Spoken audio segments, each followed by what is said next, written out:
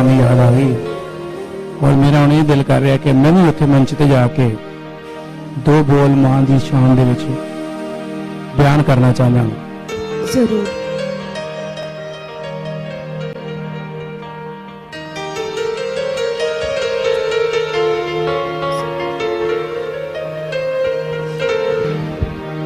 मावां दी कमियां पूरियां नहीं हो सकती। मां की शान च दो बोल ट्रिब्यूट करांगा मलकीत जी।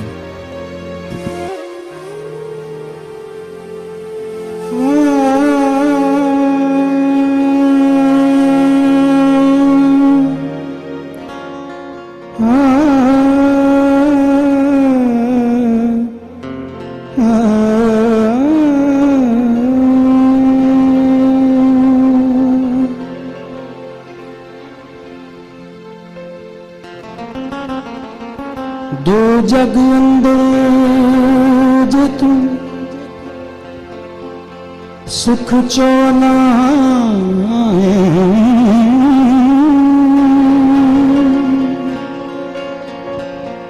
दसा अमल में कर तू की कर जिस हाल दे विच होए महाराज उस हाल दे विच तू जी लिया कर।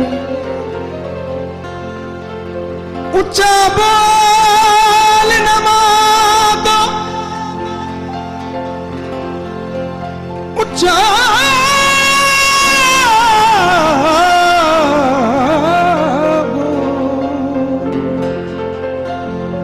उच्चा बोल न मांगो वो बोल बैठी मां सामने लबानू सी लिया कर।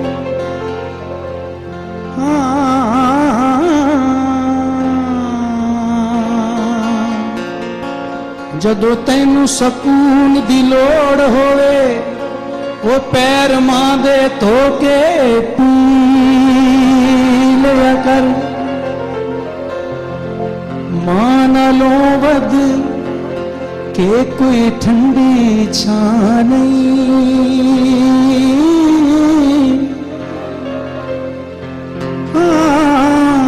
मां नालों वध के कोई ठंडी छां नहीं। ओनू पुछ लो जे दे सिर ते मां नहीं। ओनू पुछ लो जे दे सिर ते मां नहीं। पर मां दा अपने बेटे नाल की प्यार है। पुत्र भावे जमाने दा होवे ऐबी पुत्र भावे जमाने दा होवे ऐबी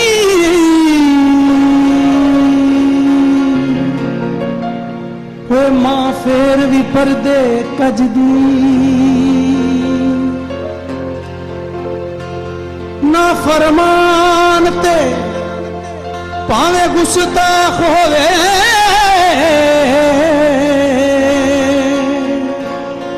सिफता कर कर मान रजदी। लखा को आते लखा लखा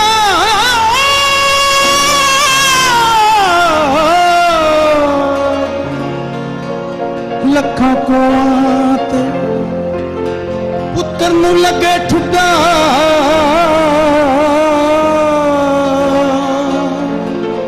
वो सट मां दे दिल उते वजदी।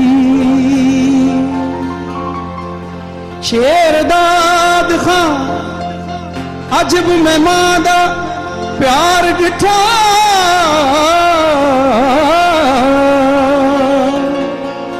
वो खांदा पुत्र ते मां पई रज ਵੱਜਦੀ ਏ।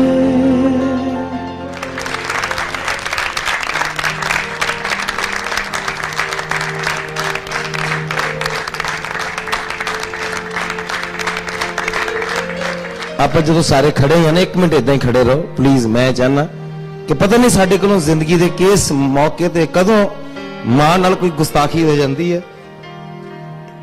एक सैकंड हाथ जोड़ के मां को माफी मांग लीए जो सानू मौका मिले अज।